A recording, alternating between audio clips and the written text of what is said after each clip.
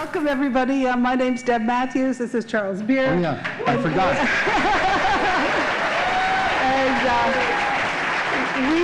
And we are planning to have a really good time. And I tell you, the people, I think everybody's feeling a bit emotional because there is a lot of history in this room. There's a lot of, we made some really good things happen. We're going to talk about that. But first, I'd like to do a land acknowledgement. We acknowledge the land we're meeting on is in the traditional territory of many nations, including the Mississaugas of the Credit, the Anishinaabe, the Chippewas, the Haudenosaunee, and the Wendat peoples, and is now home to many diverse First Nations, Inuit, and Métis peoples. We also acknowledge that Toronto is covered by Treaty 13 with the Mississaugas of the Credit and the Williams Treaty signed with multiple Mississaugas and Chippewa bands. Thank you. So just at the outset, Deb and I wanted to just talk a little bit about how it is we all came to be here and the purpose of what we have termed the Peterson Project. I think it's a year and a bit ago, some of us were saying this is going to be the 40th anniversary.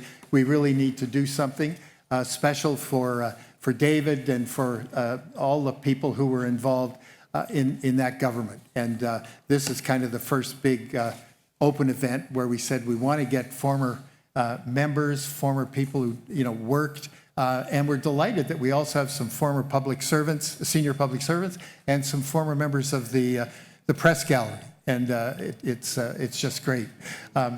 So when we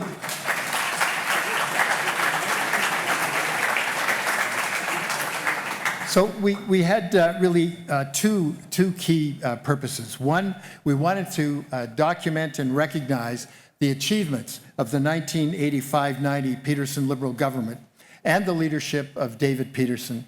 And secondly, we wanted to provide an opportunity for a broader public to assess the significance of the Peterson era in Ontario's political history.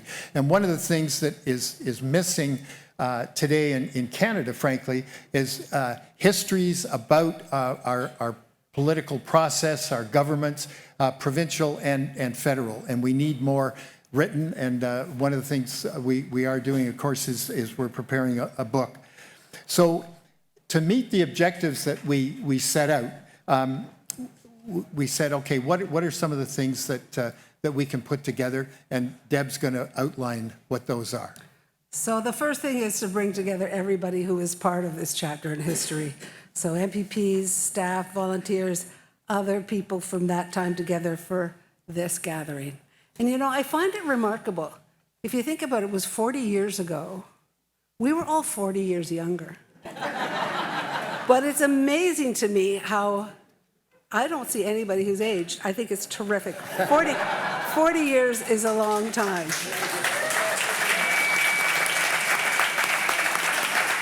So being liberal keeps you young. So as Charles said, we're in the process of developing a book with U of T Press with chapters on key areas and issues from the period.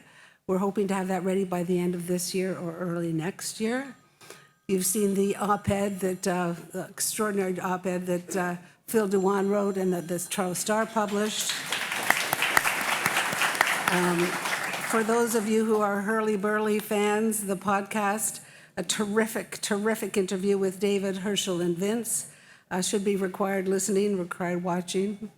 And this Wednesday, there's going to be a special segment on the Peterson Government on TVO's The Agenda.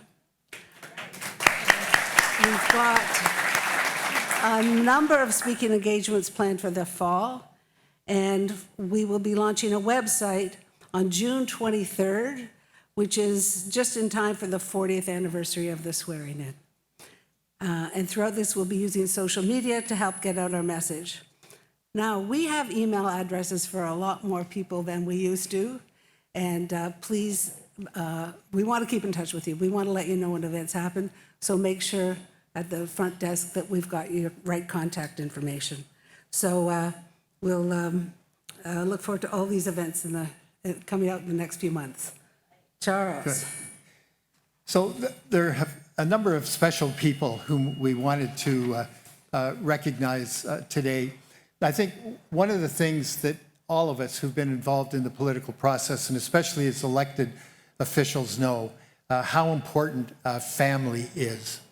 And we want to pay special tribute to Shelley Peterson.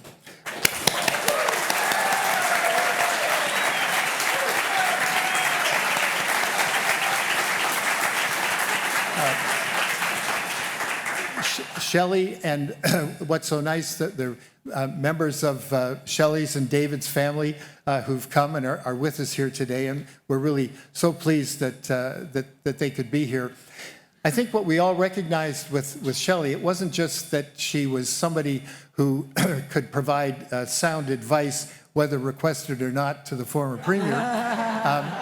But anyone who was ever with her at public events, so the way she could make people feel at home, comfortable with what was going on, there was just a quality, a grace that Shelley had and always has with her. So I would like to ask members of the broad Peterson family to stand up, and we can say thank you for all you've done.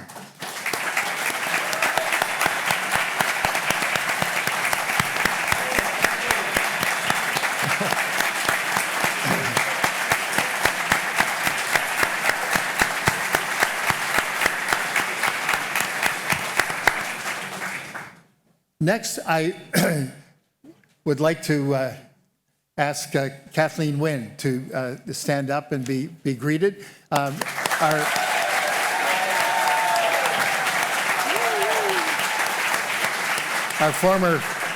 former wonderful premier, and who did so much in her time in office, and we're just so delighted she could be here. I'm afraid I had to tell you that Dalton McGuinty was obviously invited, but this is one of those days when he just wasn't able to leave Ottawa, and Lynn McLeod and Stephen Del Duca were also caught, so they send their regards. I do want to say that Bob Nixon, who's in his 97th year,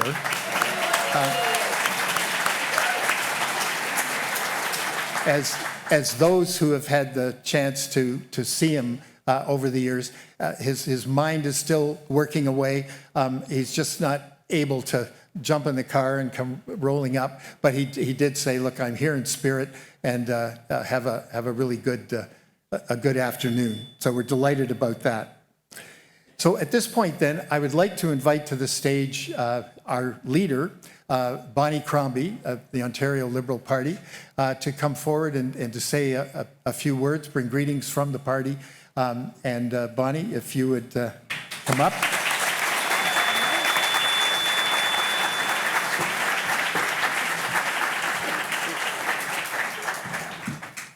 Wow. Well, good afternoon, everyone, and may I say, welcome back to Camelot. Such an honor being here today to celebrate a man whose leadership shaped not only a generation of Liberals, but the very future of our province.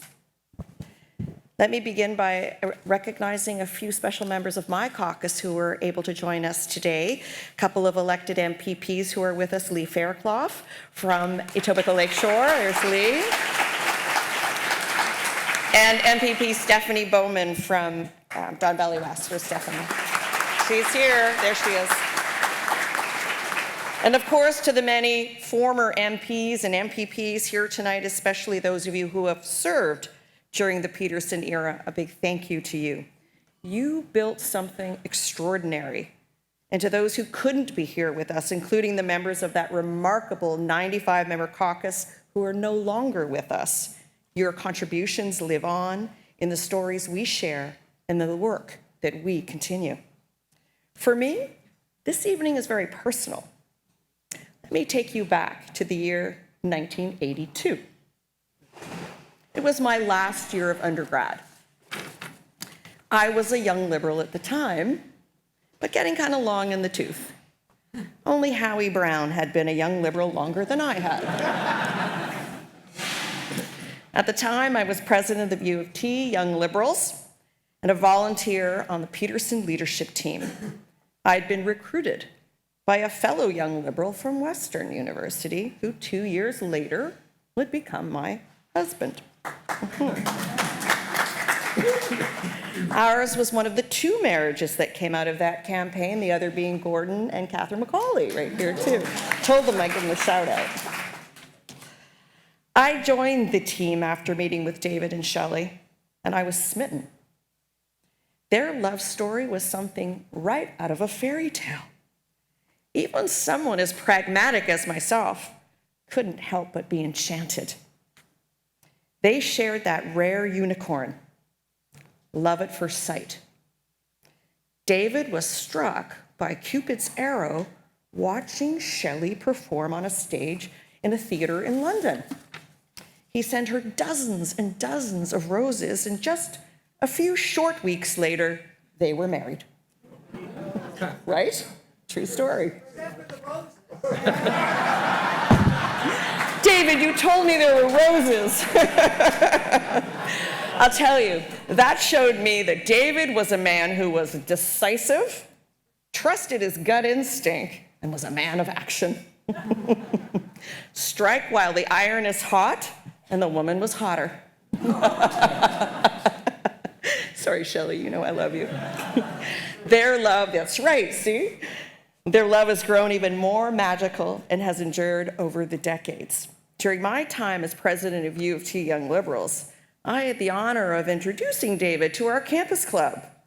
And I still remember the pride in my voice as I announced him not just to be the leader of the party and the soon-to-be premier, but as the brand new father of Ontario's newest young Liberal, Chloe Peterson, told you I was giving you a shout out, born just the night before. There he was at U of T, introducing himself. David, of course, insisted that I should name my firstborn David after him. Truthfully, in retrospect, it wouldn't have been a bad idea. It also happened to be my father-in-law's first name. David, you proved that you were a modern, progressive leader. You broke ground by appointing Ontario's first Black and first Jewish woman to cabinet, as well as the province's first Chinese-Canadian ministers. Your government enshrined equal pay for equal work and extended human rights protections to include sexual orientation. And with a little help from my mother-in-law's first cousin, Finance Minister Bob Nixon, you showed you could even balance a budget while driving real change.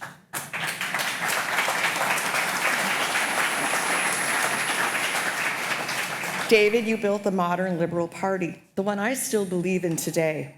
And you moved the party exactly to where I see it today, to that vibrant middle, that radical center. David Peterson's government marked a turning point in Ontario. It was a time of energy, time of optimism, time of modernization. His team reflected the best of what public service can be: diverse, dynamic, and deeply committed to making life better for people. That legacy still echoes through the halls of Queen's Park today. David, you led with heart. You brought people in. You believed that politics could be better, and you proved it. You've inspired so many of us in this room today, including myself, not just to run, but to lead with the same courage and compassion that you brought to the job. So on behalf of all of us, we all thank you. We're grateful to you for your service, to your family. We're proud to carry forth your legacy. And we're delighted to celebrate you tonight. Thank you, everyone. Miigwech, merci. Thank you.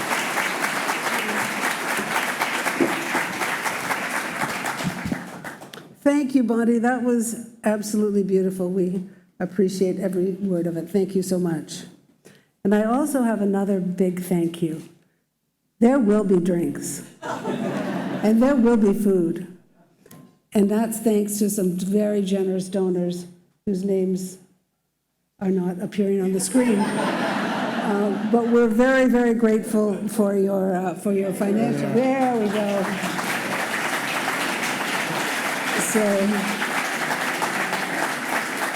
So thank you very, very much. If you enjoy your drink, thank a donor. So now Charles and I are going to introduce, oh, what's that? Yeah. I think I introduced you now, okay? Yeah.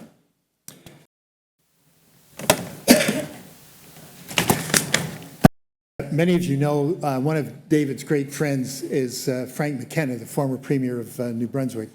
And we had talked to Frank earlier, and sadly, he has to be and is in New Brunswick today speaking at a conference that he himself organized and was unable to get out of. But he very kindly invited us to his office and did a wonderful video tribute to David. And we're going to play that now, and we really appreciate that he did it, and I think you will enjoy it as well.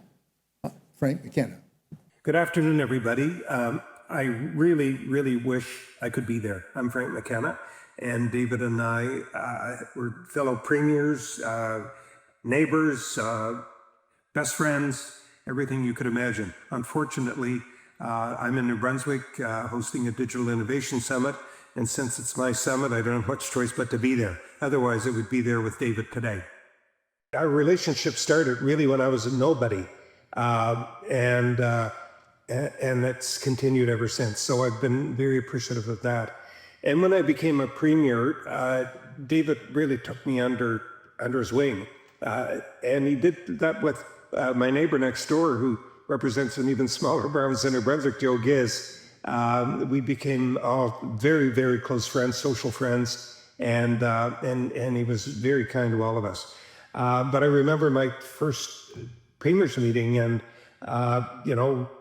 you're never really prepared for that sort of thing. And I'm sitting around the table with all of these household names and the Prime Minister, and you're expected to try and look somewhat intelligent in your first public event. And so I was introduced and gave a little speech or something, and I had one of the officials walk over to me a few minutes later with a little note from David Peterson. That was something like, that was one of the most eloquent speeches I've ever heard. Anyway, it certainly bolstered my confidence, and it was typical of the kindness that David showed to all of us. And I went through some of the bigger issues that we faced in the country with David. We had almost from the first day we were together as premiers, we got into the free trade debate. And that was one of the big issues of our time. It's kind of settled law now, so to speak. But back then, it was a really, really contentious and emotional issue. And David had a version of that. He represented Ontario well on that. He was opposed to the particular deal that was on the table, as was our national party. I was on the other side of that issue. And what I found, and I've always found with David, is that you can disagree without being disagreeable. And we had I would say a dozen meetings, probably at least, where Mulroney would send the jet out and pick us up across the country, and we'd come together and debate and talk and express our view as the negotiations went on. And all the way through that, David pursued the interest of Ontario vigorously and in a well-informed way, but always in a respectful way, knowing that people like Barassa and McKenna, Mulroney had a different side to the issue. And then when the decision was made to proceed with free trade, of course, he put a shoulder to the wheel and made sure that Ontario would adjust and that the country would adjust to it. And of course, the rest is history. An even more contentious debate was the Meech Lake Accord, and David was on the side of, I think, the country. I'll put it that way. He was part of the original negotiations, and I came in later, and I was resistant to some aspects of Meech Lake because during the campaign, a lot of the causes that had issues would rally around people like me who were campaigning. But we ended up very much on the same side. And throughout it, what I found was that David was patriotic, putting the interest of Canada first, before his own personal interest. He was persuasive, He was extraordinarily courageous. I have to tell you, I sat through literally dozens of Meech Lake meetings in the room, and the feelings were raw. They were extremely tense. As you know, it ended up being scuppered at the end by Clyde Wells in Newfoundland, Labrador. And all of us had strong feelings and strong emotions were expressed. And throughout it, David did what he did best, which was be conciliatory, be strong and courageous and heroic for the country, and give his best and do his best as a Premier of Ontario should do to bring the country together. So I just thought that it was an awesome display of courage. And I believe he ended up giving his political life for it. And I just have always admired him ever since that time for doing the right thing for the country, even though it wasn't the right thing for him. And I look at political leaders now and I just shake my head at how cowardly they can sometimes be on issues that are important to the country, sometimes putting their own personal ambitions and their own province's ambitions before the country's ambitions. That was not the lesson of David Peterson. And for all of those reasons, he will always be in my life a role model and a real hero. We've also had the great good fortune of being traveling friends and neighbors and really enjoying each other's company. One of our most memorable times together was canoeing in Atikokan and watching our families bond together and out carrying a canoe on your shoulders, portaging. It gives you a little sense of somebody's character in a hurry. And it was a tough slog, and we were all muddy and fly bitten and just about down to our last reservoir of energy. And at the very end of our trip, I remember a plane circling overhead and then slowly winding its way down and landing on the water in front of us. And out emerged a pilot carrying bottles of scotch and ice cream and cake and all kinds of rewards for a trip well done. I'll never forget that moment. It was just like God had descended from the heavens. We've had so many wonderful times together, biking together, hiking together, talking together, and throughout it all, I've always found David Peterson to be extraordinarily stimulated by public discourse, business, politics, and courageous in supporting causes of various kinds and descriptions. I think, like many other things in his life, his time as a director on the Rogers board and the way in which he put the interest in his view of the shareholders ahead of his own personal interest. Again, just another example of that extraordinary courage. I saw it on display in the fall. We had a few debates about Mark Carney and whether he should run for Prime Minister. And my advice to Mark Carney was, look, don't do that. It's a fool's errand. You're better off being the second owner of this hotel than the first one. And as always, David Peterson, Premier David Peterson's view was different.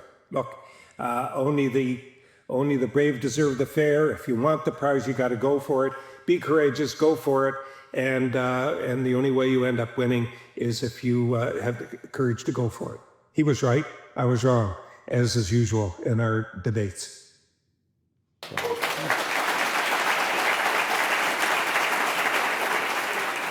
Well, thanks, Frank.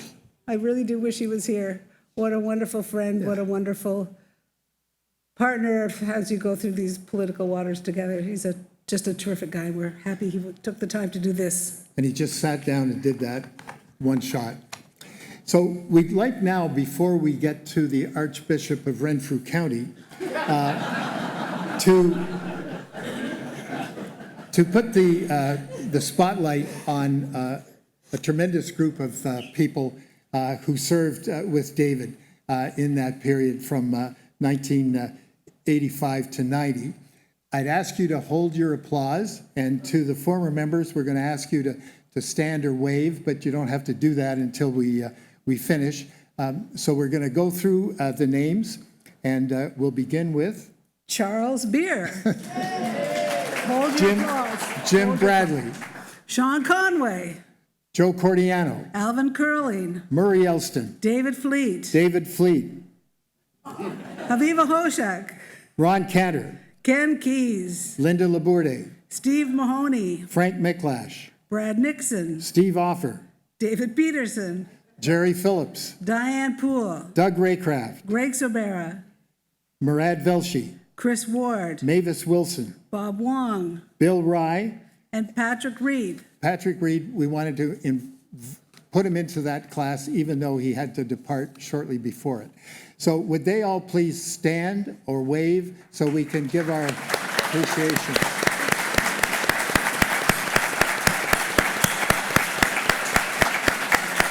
Bradley made it. Okay. And then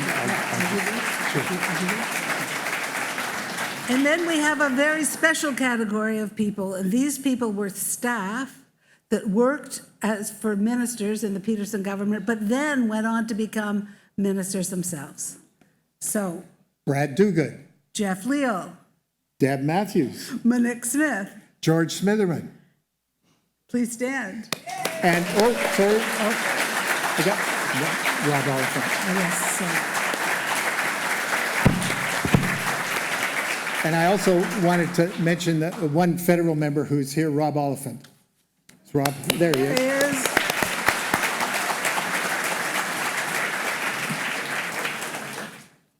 And if we missed anyone, we are sorry. If you wish, you to stand up, introduce yourself. So we did, Mary Margaret, sorry. I think Bonnie introduced yours team? No, Mary Margaret Mahone.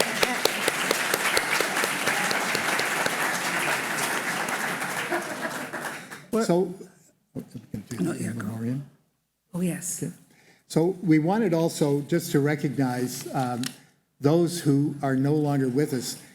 In the period from 85 to 90, as you will recall, 97 brought a real great number of Liberals. And sadly, close to half are no longer with us. And so we just ask to have a minute's silence as we show on the screen the names of those who are our colleagues, our close friends, and are no longer here.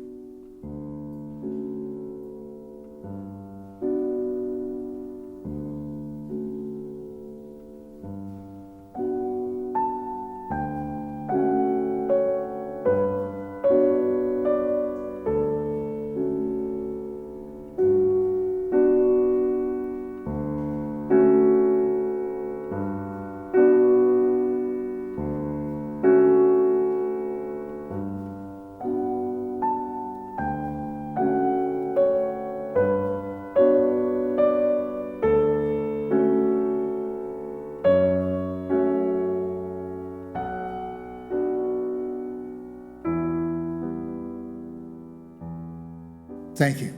Thank you.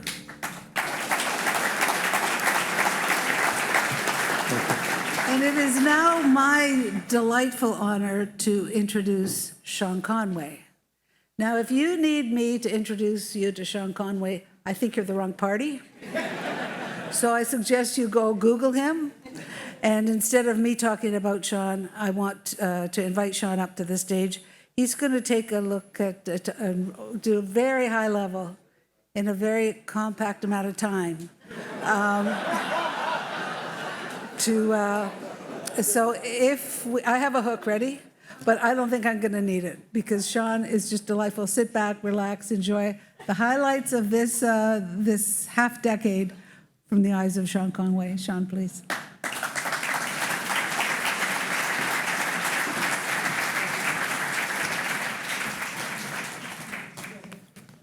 How many insults does an honest man have to bear? You know, David, I was watching that McKenna piece, and I was just thinking about what preceded it, you know? Flattery, flattery, everywhere flattery. I was thinking of one antidote to that flattery. You and Frank approached your first elections as party leaders, roughly the same time. You were first. Your first campaign as leader was in 1985, which led you to government with 47% of the members elected under your standard, 48 of 125. You're the mentor. Frank is the mentee. 2 years later in New Brunswick, Frank leads the New Brunswick Liberal Party into an election, the outcome of which was 58 Liberal, 0, nothing for the other side. So lest you get any impression that your mentorship was compelling and conclusive, just remember, flattery is fine so long as you do not inhale. Now, I have been told by everybody, Chuck Burchell, are you here? Put your hand up. There's Burchell, one of the several eminence grise in the circle of the late great Ian Gilmore Scott, QC, our beloved and indispensable colleague. He heard that I was speaking today, and he had the generosity to email me the other day and said, Conway, 2 minutes, 3 minutes max. So I'm going to look at you, Comrade Burchell, as sort of a sour-looking closure motion at the back of the room. I brought my own closure mission, my very personal clock, 4:44. So, as I was trying to think like a minister of the cloth, what would my text be for this short, brief, incisive lecture?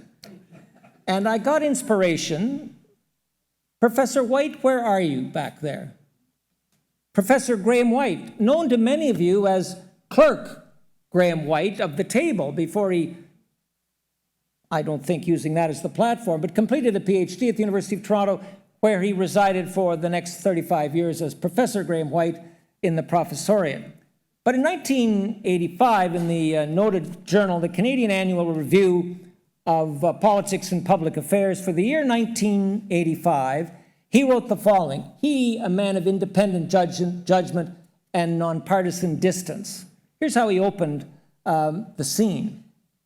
Quote, Ontario's political course in 1985 might well be described in the words of Sir Toby Belch in Twelfth Night, who said, and I quote, if this were played upon a stage now, I would condemn it as an improbable fiction, close quote. I won't ask for a show of hands among participants of the time. How many of you who were there in the fall of 1984 would have bet half the farm on the outcome of May 2nd? And I should finish, Graham concludes that part of his observation. As a direct consequence of this remarkable year and its remarkable political activity, Ontarians were presented with an array of policy initiatives and government activism, the like of which had not been seen in decades. Wow.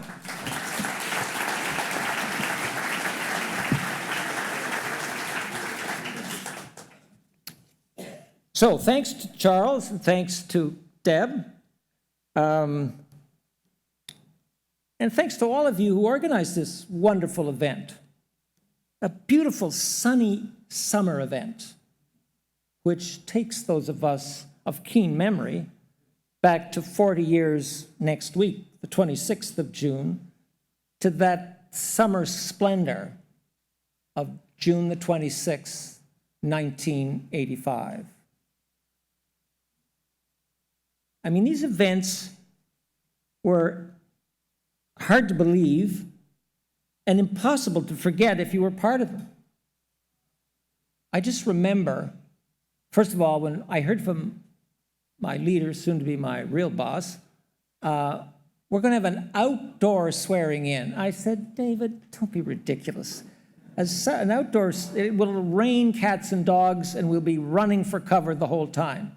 Well, he said, that's not my wife's view. This is Shelley's idea. And I will say no more than that. But it's so good to see so many of you here today on this beautiful day, so young, so vibrant, to celebrate a time 40 years ago. Reference is made to our good friend Robert Fletcher Nixon, who 4 weeks from today will be 97 years of age. Oh, how I remember him that day. How I remember him that day. 5,000 people out on the lawn. 5,000 people out on that lawn. And you know what I remember sitting there looking at that lawn? How many old-time liberals I saw from Riverdale and from Humber and from here and there in the hinterland who had campaign after campaign. The ship is coming in. Just give us one more chance. And that ship somehow got lost in the fog, waylaid by some malevolent force. The expectant ministers, all 23 of us. The other 25 who hoped to have a claim on the Treasury bench, I don't remember being quite as obvious, and understandably so.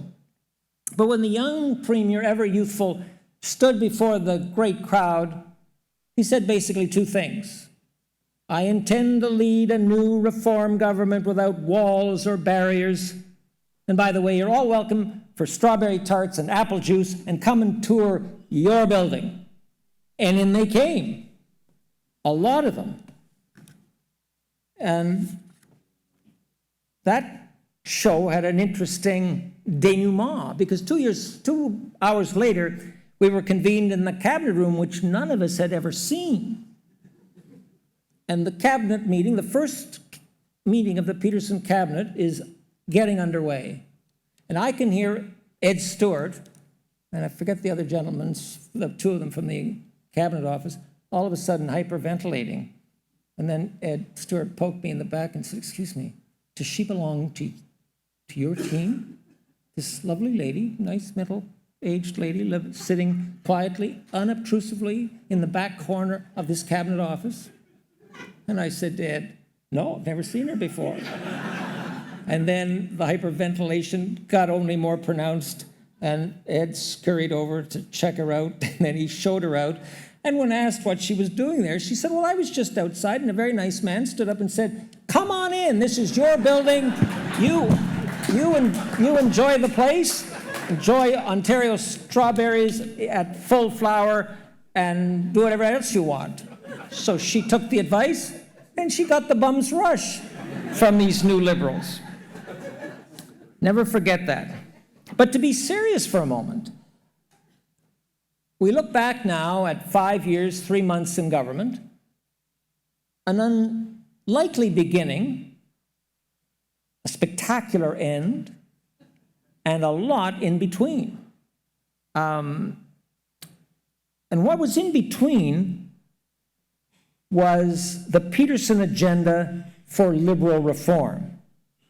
And what did that involve? And remember, we were a very shaky minority parliament. We had 48 seats. The NDP had 25. The Tories had 52. Happily, after May 3rd, they were in a state of apprehended insurrection and permanent anarchy, so they were a bit distracted. The agenda was a very active one, as Graham's comment in the Canadian Annual Review. What was it? We are going to protect Medicare. Translation, we are going to end extra billing. We are going to eliminate OHIP premiums. We are going to protect the environment. Translation, we are going to enact the spills bill. We are going to ban ozone-depleting substances. We are going to address acid rain. We are going to complete the separate school funding with a promise for early legislation, open-ended committee hearings, employee protection for anyone disadvantaged in the course of this execution of policy, and I think critically, a reference of our policy to the highest court in the land, which we knew in the end would be the Supreme Court of Canada. And we did that. We offered an agenda of equality of opportunity. And I'm just citing specifics of the agenda. Equal pay for work of equal value. We were going to amend, and we did amend, the Human Rights Code for the protection regarding sexual orientation. We created Ontario's first Office or Secretariat for Race Relations. On the economy, David Peterson, yes, was criticized for opposing with the vigor he did free trade, but he also in his time in government established the Premier's Council on the economy, as well as Premier's Council on other critical areas of public policy in Ontario. And the Premier's Council recommended, among other things, that we were going to have to, in the mid-1980s, think seriously about engaging more of Europe and more of Southeast Asia, and proceeded to do that. We did. To expand, as I just said, our trade links, especially to Southeast Asia, and to support auto plants looking at Ontario, specifically Honda and Toyota. We were going to, as a government, make the government of Ontario the largest subnational government in the Dominion of Canada, or the country of Canada, reflect new Ontario. What did that mean? Well, we wanted a cabinet that reflected new Ontario. Hence, people like Alvin Curling, Bob Wong, to name but two examples. And not just the political arm of government, but the public service, the direct OPS and its agencies. We had deputy ministers for more, I think we had 8 or 9 female deputies. Will you ever remember the day? Bob, if you're listening over there in Paris, do you remember the day Peterson told you, Robert Fletcher Nixon, meet your new deputy, Mary Mogford. George Cook is here. George will remember the day Mary met Nixon. I thought the first chemistry would suggest we didn't need another Darlington. That pair would generate enough electrons to propel us well into the 21st century. Appointments. Gone will be the day when you had to go to the local Tory candidate to get a job at the liquor store. Remember that? I used to say in my part of the world, in the summertime, there were more young Tories prancing around Algonquin Park than there were deer. It was one of the most fulfilling things some of my old Tory friends of that era felt about their job. At least they got to appoint people to the liquor store and to the MNR summer employment program. But root and branch, there was not perfect change, not root and branch change, but the turning of the page change. And that's what change in government in a democratic society is all about. And that's why you have change. Strengthening of rent control, labor legislation like the arbitration of first contracts, which had been such an irritant with the labor community for these many years. I also want to say, though, that government would not have been possible, either in the 85-87 iteration or in 87-90, without you people. You people as volunteers supporting the party in its central iteration, but equally important, those of you who worked in ridings across the province, 125 of them. You know, again, I go back to looking out on that day in 1985, and I can hardly not get emotional. I'd see people from hopeless case ridings who never stopped believing. Vince Borg knows what I'm talking about. They did their patriotic duty. Every election they came. When 87 came, they were completely blown away at what we won and where we won it. And in politics, the informing logic of the British parliamentary system is that from time to time, a responsible group of outs, the opposition, comes in to accept the seals of office, and a worn-out group of well-intentioned ins goes out for the refreshment of the opposition benches. Well, in Ontario in the 20th century, we had about 3 or 4 changes of government. That is a malfunction of the fundamental principle of British responsible parliamentary government, because you're not getting real change. And with 85 and 87, we got real change. And the party needed that change as much in some ways as the government, because our system of government, whether you like it or not, is based on party. It's funny how we run away from that as soon as we get into government. And one of my grave concerns is the state of political parties at the local level from one end of this country to the next. And that's something I think we all have to take into account. But I really started out by saying thank you to the volunteers who election in and election out, go out there and do the work. In my day, it was mostly women. It was mostly older women who would recoil at just about no task. There were men along, but many times reluctantly. But I also want to thank volunteers who worked on campuses and other places to give the party, especially if you've been in opposition for 42 years, you do not have the instruments of state to give you the range and breadth that you hope to have, especially if you're going to take government. I want to thank especially people like Deb Matthews, thinking about 85 particularly, Deb Matthews, Ross McGregor, Jack Heath, Pat Sorbera, Jan Innes, Kathy Robinson, to name but 7. And there are many more of you out there. Because that 85 campaign was spectacularly efficient, and I can tell you it was virtually fault-free. When the bell rang, David and Shelley Peterson were off to the races, and Frank was looking for the plaid jacket. And that made a difference, and there was a hell of a lot of work that went into that state of readiness. Another group I just want to say, and I'm getting to the end, was the Liberal Party Research Office at Queen's Park. Tom Zizzes, are you here? This is too big a crowd for Tom. Tom doesn't like big crowds. Tom Zizzes, under David and Herschel's leadership, picking up on a foundation that Stuart Smith created during the time of his leadership. You know, when I got to Queen's Park, the talk was, oh God, the A team in parliamentary research belongs to Stephen Henry Lewis. Lewis, working with that research team between 1971 and his departure in 1978, was a sight to behold. That was the gold standard. Well, Stuart Smith, with David piling on, built a very good example of that kind of excellence in research and policy development. And I don't want to go through the names. I became the Minister of Education. And the work that Carol Beckman did under David and Tom Zizzes, the director's direction, made my job incredibly easy.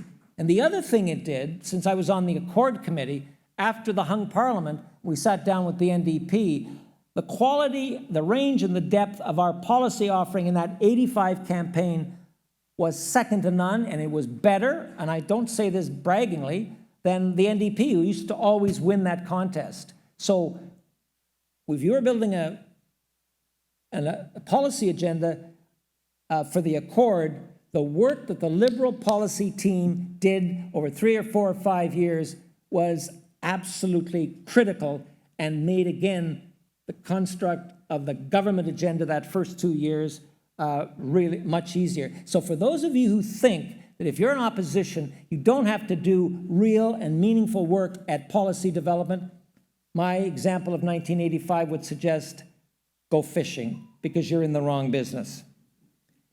So now to conclude. This morning, this beautiful morning, late morning, I went for a walk around a place where I feel like I lived for almost 30 years, Queen's Park, very hallowed ground. And I went, as I usually do, to stand quietly in front of a piece of sculpture most of you have never heard of, never seen. And it's a product of one of Canada's greatest artists, Walter Allwood. If you've ever stood there on the battlefields of France and looked at that splendor that is the Vimy Memorial, that's Walter Allwood. Well, Walter Allwood created on the west side, the very west side of Queen's Park, a spectacularly beautiful sculpture. A sculpture that commemorates the epic struggle for responsible government in Upper Canada and the pioneers of a political system which unites in free association the nations of the British Commonwealth. And if you look at that, and of course it's been desecrated by some Philistine who in 1950 didn't understand what he was doing, the sculpture, how many people have ever heard of this, much less seen it? Well, I don't even know whether it was part of the original sculpture, but there's a sort of a marble post and William Lyon Mackenzie at the top of it, and his hair is blowing sharply to the east because the wind is blowing strongly from the west. And there is an allegorical farmer standing above a plow half buried in the soil, a soil that's become difficult to plow because there's so much dissension in the Upper Canada of the 1830s. And this farmer, while he's got kind of a hand on the plow, he's got a bigger, better hand on a book. And the book is to help this man of the soil to find a way out of troubles that ultimately produce the rebellion, out of which comes responsible government. And the wading pool, which has been taken away basically, was there so a setting sun over the western lands of Upper Canada, the true heart of Ontario liberal reform, and that great splash of very good agricultural land from just east of Toronto to Windsor in the American frontier, the land of George Brown and the Globe. And the idea of the wading pool was as the sun set over those western lands, it would reflect sunlight on this embattled farmer trying to find his way out of his conundrum. Well, it sounds preachy, but that, my friends, is the heritage of liberal reform. And what I so like when I look back on the time I spent in government with David R. Peterson and friends was that it was a reformist government. It wasn't perfect. We made our mistakes. Frank is right. David put country ahead of himself and his own parochial interests here in old Upper Canada in those debates around Meech Lake. But you know, I've always felt, and this is going to sound self-serving, do you remember in 1966 when another very reformist, really important reformist provincial government in Ontario, headed by Jean Lesage, got itself defeated in 1966 after about roughly the same time? After 1987, we had capital to spend, political capital to spend. We spent it. We didn't get the result we wanted, but we made an honest effort. And surely that's what good politics is all about. So as I conclude my remarks today, I'm thrilled that we have gotten this project together. As has been stated, there is going to be an effort to tell for historical purposes the story of the Peterson government. And I repeat, the good and the not so good, because we made our mistakes. I know I made mistakes. Last thing I saw before I left home, I picked up a front cover of the Ontario Teachers Federation magazine, the three pirates, and portrayed as pirates, David Peterson, Bob Nixon, and Sean Conway, and teacher pension reform. What a terrible thing that was. God, that was a terrible thing. I have not stopped hearing from teachers. Take that back to where it was before you guys tinkered with that plan, he says jokingly. So, thank you for coming. Good party. Good to see you all.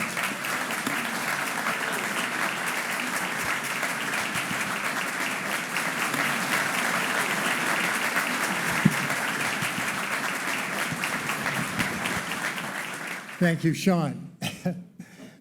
So many of us in this room have enjoyed many talks from Sean. They're always full of information about the province and the political history of the province that often you go home and you say, I didn't know that. I didn't know about that.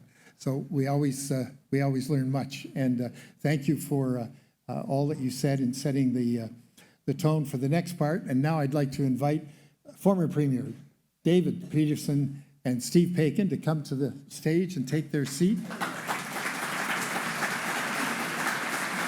And as as they come forward and get settled, I'd like, on behalf of everybody, to say to Steve that we know that at the end of this month, you'll be stepping down from the agenda. And I think all of us, particularly involved in provincial politics, owe a great debt to Steve that over so many years, through so many different programs, he has always insisted on trying to make sure that we understood what were the issues in Ontario and what was going on. So I think let us just say thank you. And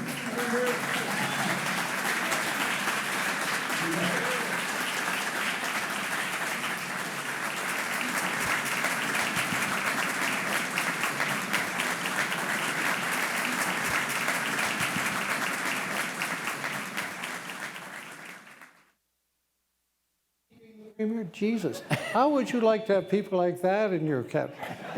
We'd be in cabinet meetings, and Conway was reading a history book, and I said, listen to what's going on, for God's sake.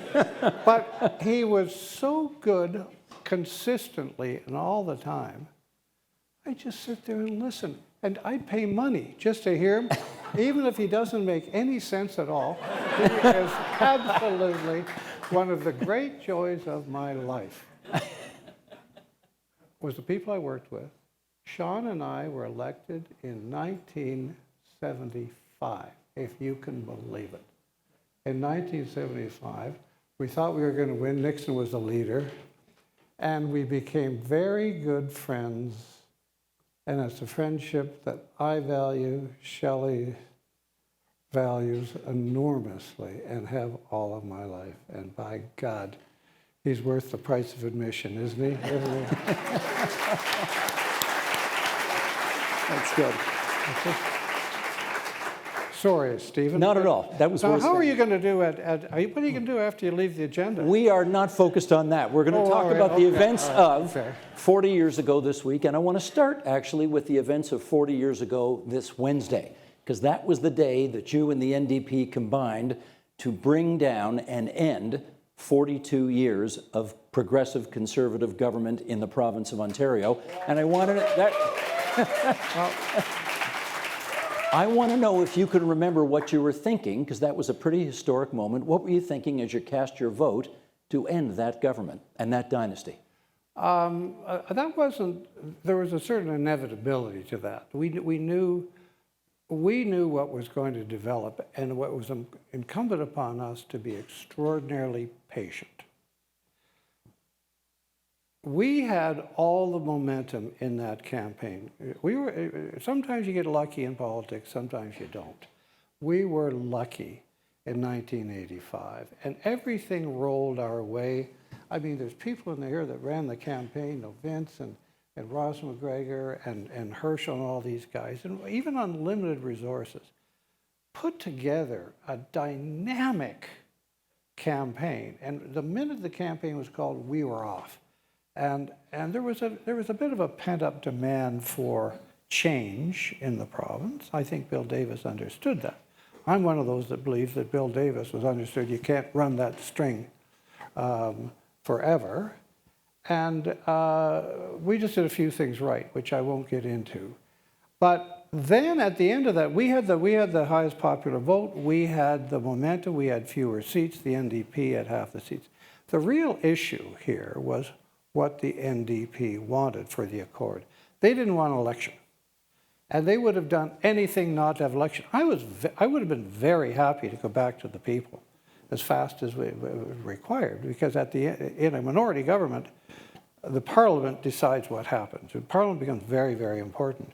And I would have been very happy to go back to the people, but they wanted 2 years, and we were very happy to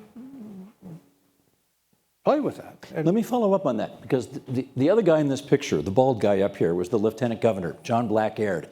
And there were many Conservatives at the time who were saying that what you were attempting to do with this accord was somehow anti-constitutional, and for a second-place party to have the temerity to want to govern was borderline illegal. When you and John Blackaired discussed all of that, I know you're not supposed to say, but it's 40 years. You can tell us now. What happened? Well, the answer is, John Blackaired used to enjoy a glass of whiskey.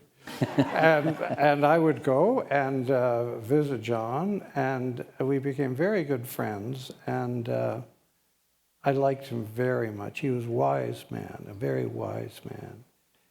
And he hired John J. Robinette, then the leading counsel in the country, as his constitutional advisor. And of course, Frank Miller, who was under an awful lot of pressure, was saying what these guys are doing illegal. Of course, it's completely legal, and there wasn't even a question about that. But it was a device that, to the best of my knowledge, had never been employed in a formal way before in parliamentary history. So we made of that. It suited the NDP. It suited. We were okay with it. If we hadn't had it, I would have, and we were given the right to govern. I still would have gone back in the House with the same agenda we had. It didn't alter our agenda, but it just made it easier for us to do things. So we would sit there, and we were responsible for all the management, the executive branch of government. We had to do all the donkey work. But we could sit there and watch the NDP and the Tories fight. And it was wonderful. It was totally relaxing. It was the easiest 2 years I ever had in my life. And it was an appropriate device to the circumstances.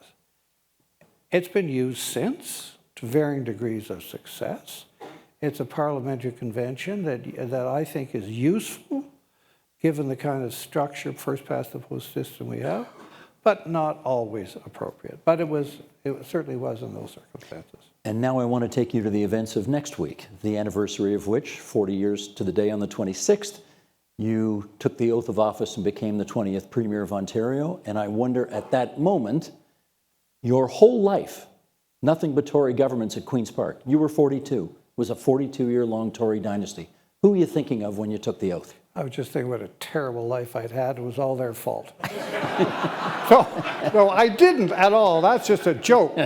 Let me tell you something. I was filled with optimism. Sean alluded to the fact that we decided to have the swearing in on the front lawn. And the reason was it was contiguous to Canada Day, and there was a stage in front of Queen's Park that was being used for Canada Day. And I'm cheap enough to think, well, we don't need two stages. We'll just have one. We'll use their stage and put it on their bill. So we did it on the front lawn. We gambled a bit on the weather. And then, and I said, we're going to try something new. But the symbolism was profound. Light on the subject, open, and it was very, very, very deliberate. But more importantly, I always worry in politics if you don't get a good crowd. Politics thrives on good crowds. You know, there's always a theory. I always have a room smaller than you need for a political rally, right? And so, God, how are we going to fill up Queen's Park?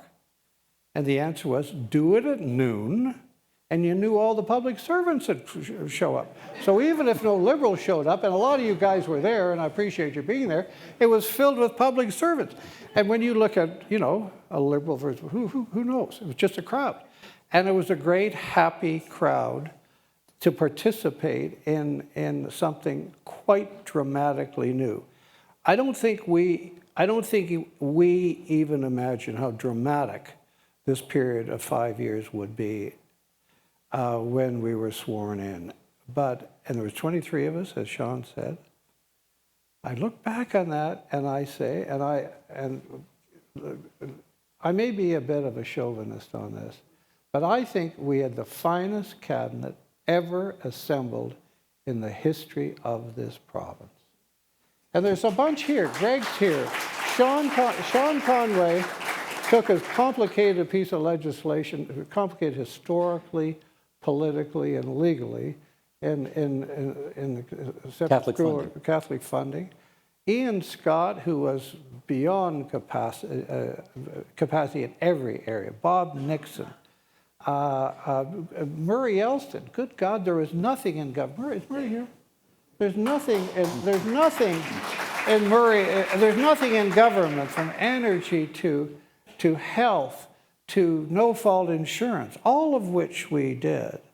And these guys just carried the ball like it is. You don't know this. people always say, well, there's too much power at the center. And the answer is there is too much power at the center unless you have really capable ministers. And when you have capable ministers, you delegate. So I didn't tell Conway what to do. And if Conway got in trouble, he'd get himself out of trouble. He was a big boy. And so did Nixon, and so did everybody else. And so it functioned as parliamentary government should function. My job really was the conductor of the orchestra, to keep everything moving, fast pace. And it was just almost, there was just dust flying off the place all the time. It was just so busy. You had, unlike all of your Tory predecessors, no cabinet experience, no governing experience. Did you ever doubt that you could actually do this job? Well, neither does Mark Carney. Okay, let me jump back in. I'm coming to the conclusion that experience is a horrible liability in life. Let me follow up. You were 42, he's 60. He'd been governor of a couple of G7 country central banks. You had not. So the question stands. Any doubt you could do the job? I had a bank account. small, but Stephen, accuse me of arrogance if you want to. But there was a very emotional moment I had when I walked into the office, the Premier's office, and I sat down at the desk. And I was alone. And I said, I can do this job. And that may have been arrogance, but don't forget, I spent 10 years in those opposition thinking deeply about endless issues. I wasn't an authority in every issue, but you'd sit at night in a committee analyzing the spills bills and listening to delegations and finding out, are we going to go there? Is that a risk worth taking? How do we do these things? And all that work and background, and not just me, but all of my colleagues who did all that stuff, gave us the confidence to move ahead in a very, very, very ambitious way. And so I never felt overwhelmed by the job at all. And I was, and let me add something else, because this is personal. I'm the luckiest guy in the whole world because of the woman I married. And let me just say, she didn't marry me because she thought I was going to be the premier, put it that way. And if I told her I want to be premier, she probably wouldn't have married me. But I'll tell you another secret, and Bonnie started telling about this. On a Monday night, Shelley and I had been engaged for 2.5 months. On a Monday night, we decided to get married that weekend. And Shelley said to her mother, we're going to get married. Do you want to have a wedding? And her mother said, well, you mean this weekend? She said, yes. She said, well, does he have any grandparents that you'd invite to the wedding? And Shelley said, Jesus, I don't know. We haven't had time to, we haven't talked about that. And then he said, this is even better. Well, what religion is he?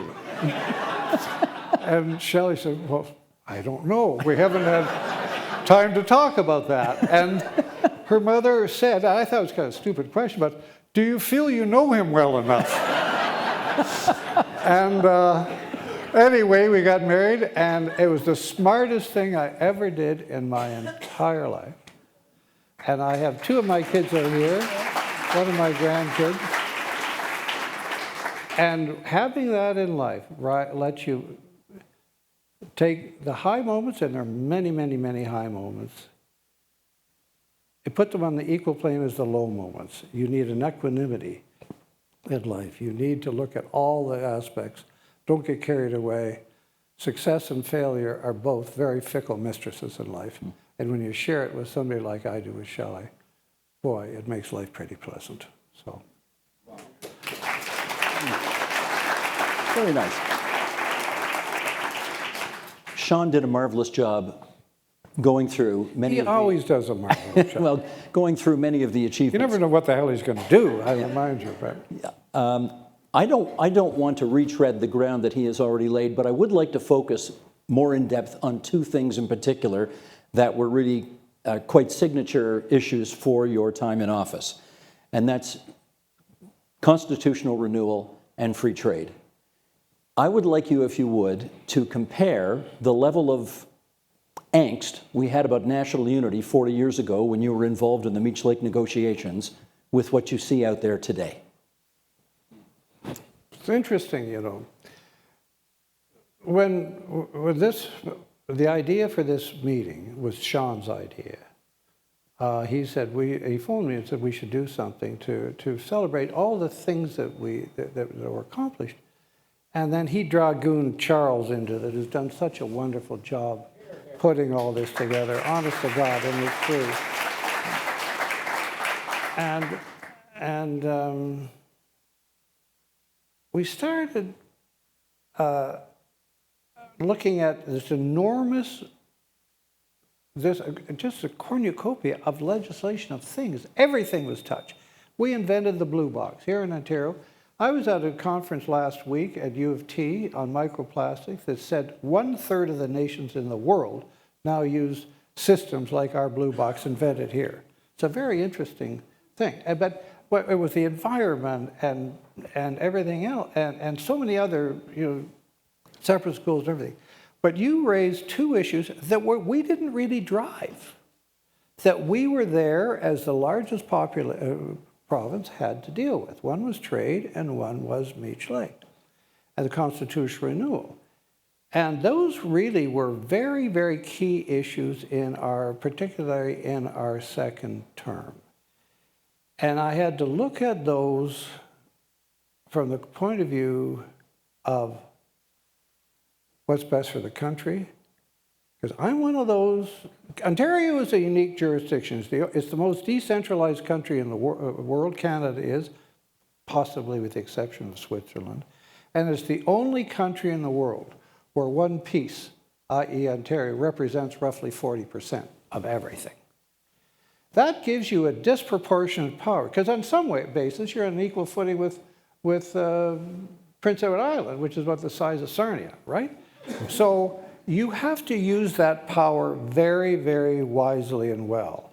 And I took the view that we had to build a strong national country. I worked very, very hard, and I've been engaged in these issues from the time that I'd been in university and in law school in the Quebec issues. I'd gone to school. I'd studied in Quebec on 2 different occasions. Studied in France. I'm not pretentious enough to say I was bilingual, but there was a big French press there when I was there. There was an awful lot of interest in what we were doing. We advanced francophone rights. I worked very, very hard to build a bridge between Quebec City and Ottawa and Toronto. And if the 2 biggest pieces don't work, the country doesn't work. And when you're the biggest, toughest guy in the block, as we were, you got to take some punches and just sort of smile when the little guy wants to rant. And there was lots of that, lots of complaining in the country. So when we put together the Edmonton Declaration on Meech Lake, there'd been an awful lot of back work on this with Bourassa and with Brian Mulroney, and I admire Brian's leadership in a lot of ways on this. I cared passionately, and I lecture in this, Stephen, and my critics would say I was overly obsessed by this issue. They're probably right, but that's the way life is. And when it came down to Meech Lake, surviving or not, and we threw our body on the tracks, the Ontario body on the tracks with the Senate seats, to try to bring in Clive Wells. Frank alluded to that, and Frank was kind of offside when he first got elected. Don't forget, when we got elected, we were the only Liberal government in all of Canada. Then came Quebec, then came New Brunswick. Frank frankly came along and would say his initial reticence was not warranted, and it was the one chance to make this country whole. Now you say, okay, well, you lost, right? Well, we almost lost the country 5 years later in a referendum. That issue still circulates in this country. Even though we have in this country, by any standards, Quebec is a distinct society. Anything you want to talk about, in the legal terms that it was in the Meech Lake Accord, which caused so much irritation. It was a recognition of difference, conferring no new powers. We had the best constitutional team in Canada ever assembled with Peter Hogg and Ian Scott and Rob Pritchard, who was on that team, who's here today. And we worked so hard. And the reason we did, we knew it was one last chance. If you didn't get it right then, you'll never get it. And what's happened? We were right. At the risk of being, I'm not smug because I'm sad about it, but you'll never open the Constitution again. You can see all those attempts. You can see, but for the issues with Donald Trump and the new, shall we say, nationalism, Canadian nationalism in Quebec, you were seeing Quebec heading in the same direction again for another round through the Bloc and the PQ. This is an issue will be with us forever. And I'll close my view on this by saying I visit with young people who come and see me when they come down. There were a bunch of interns from Quebec City. Very, very bright young people, all politically engaged, not partisan. And they weren't particularly familiar with my role in Meech Lake, because most people there were dead now anyway. It's a long time ago. But every one of them said they are personally offended because Quebec is not a signatory of the Constitution of their country.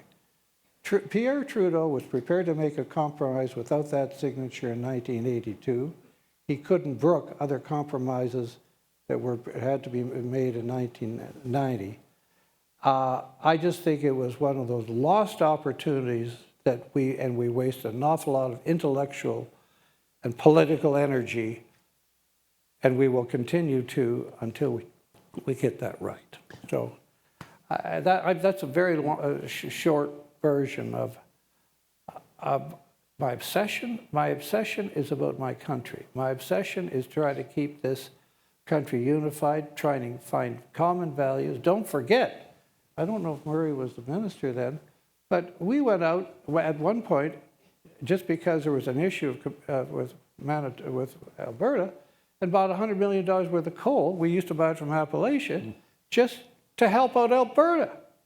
We did those things. That's what you do when you're brothers and sisters in common cause. So Ontario has to play a role in all this, or this country will not survive. And this is still the greatest country on earth.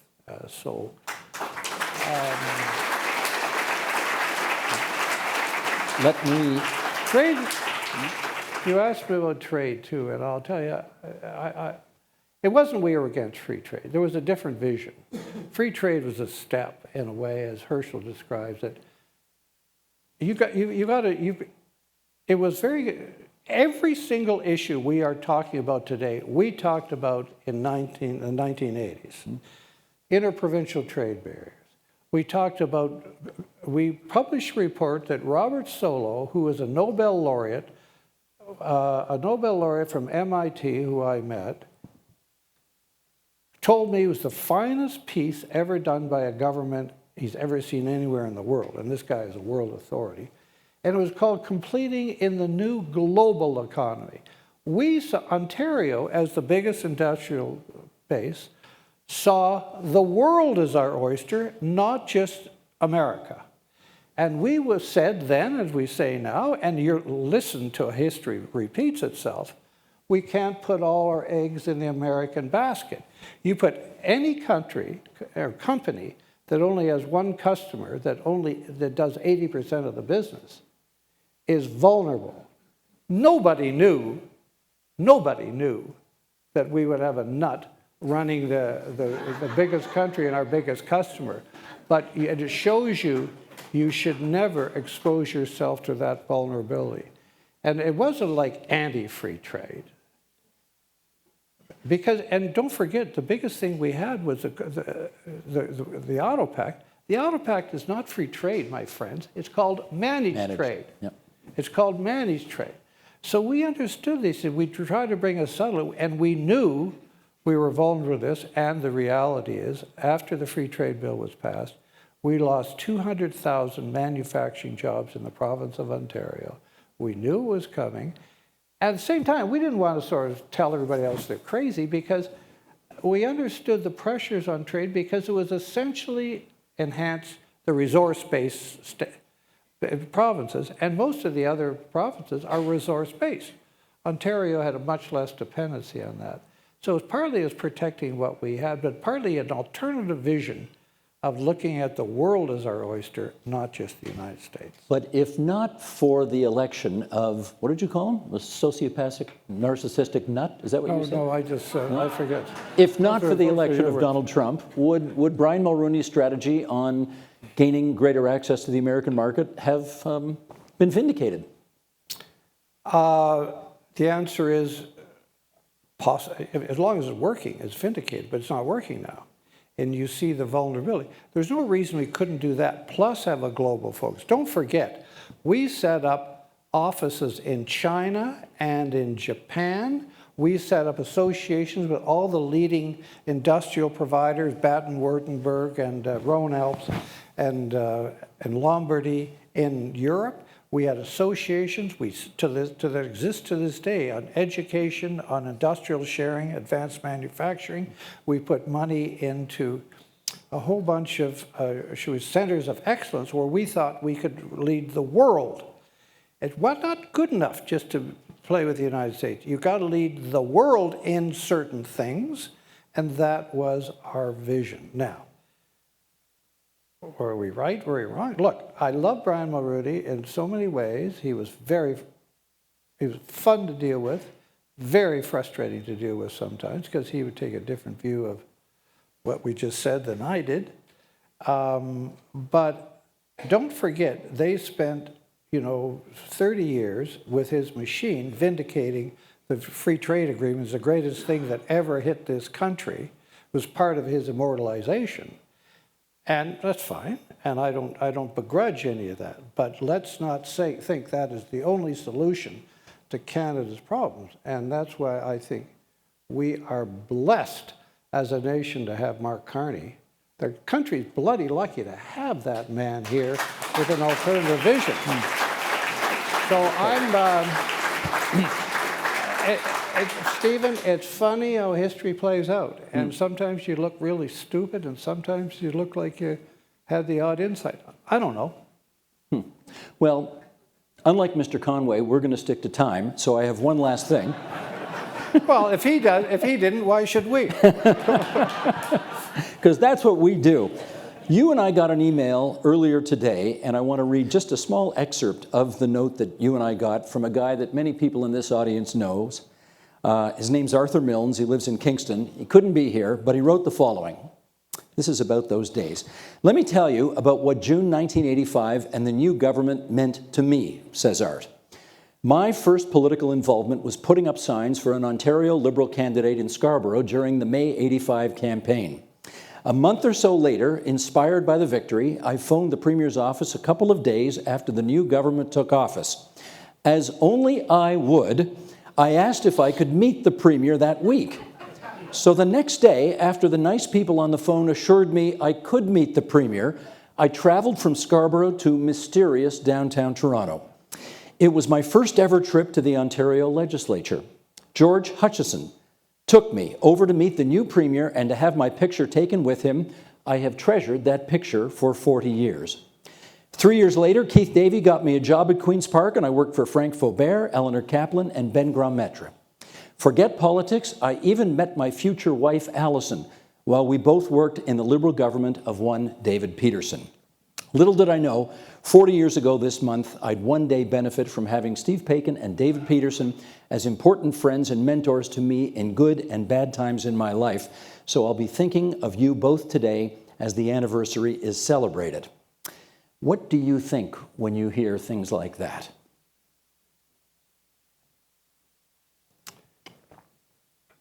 Sean phoned me, I don't know, a year ago, said we should do something. And I said, yeah, Sean, I think it's a nice idea, but it's not about me. I was there and I was proud to be there, but it's only on the condition that it's about thanking people that were there.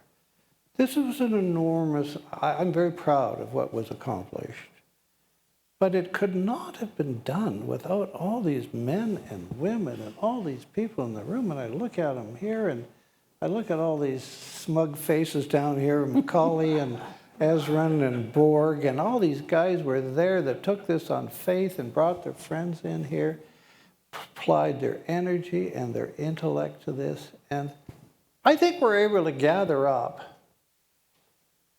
an enormous wave of idealism. I honestly believe what drove our government was an awful lot of people, kids like Bonnie Crombie, who was the president at U of T Liberals, just wanted, they had different aspirations. They understood feminism. They understood the aspirations of ethnocultural communities. They didn't want a province that was just run by a bunch of cigar-smoking men out of the Albany Club. And they had higher aspirations. And we're not trying to make everybody equal, but we're sure as hell trying to give everybody an equal opportunity. And that was deep down. And it wasn't just about spreading the wealth around. It was about creating wealth too. Modern liberalism is half of it's creating the wealth in modern new ways with education and technology, and part of it is making sure life is fair. Life is not fair for a lot of people, and we still have lots of work to do, but we have to pay our bills as we go along. And we can't, I do not believe in intergenerational transfers. I do not believe that my children should pay the debts for my living. I don't believe they should clean up my environmental messes.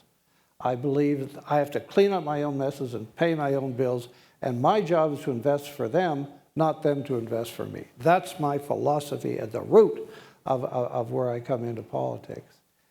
But all these people, I think, shared a lot of this commitment to others, and my heart, Stephen, is just filled with enormous gratitude. I've only hugged half the people in the room so far, because the others I haven't seen. I've got half a room yet to hug. And when I hug, and it's just with enormous affection and gratitude and joy for that period of time when we changed a lot of lives, I think for the better. At least we sure as hell tried to do it. And having all this energy and all this decency and all this kindness, and the staffers have gone on to great things in their lives. David Hurley the other day said to me when I was on his podcast, he said, "Oh, you know, Peterson," he said, and I hadn't thought about this, he said, one of the things you did for the Liberal Party is the people that work for you have become the leaders in the liberal movement across the country over the last 40 years. I've told you that because it means so much to me that all these wonderful people that have gone on and made a better world, and in spite of all the problems, we're pretty lucky. So if we can help somebody else along the way, life's even better. So. Well done. We are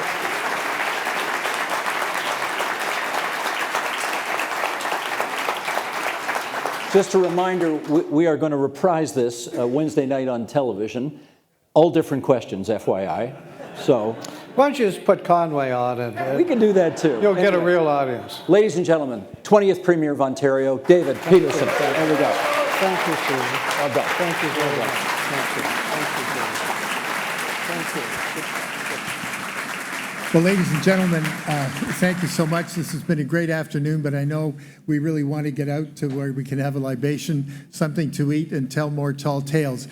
I know you'll appreciate that there are a few people who've done a tremendous amount of work to make this day happen, and I just want to tell you who they are and for us to give them our thanks. Mary Onides, Audrey Guskos, Pam Gutteridge, Guy Skipworth, Kevin McGuire, Lynn Green, and Dave Tyler. Thank you all.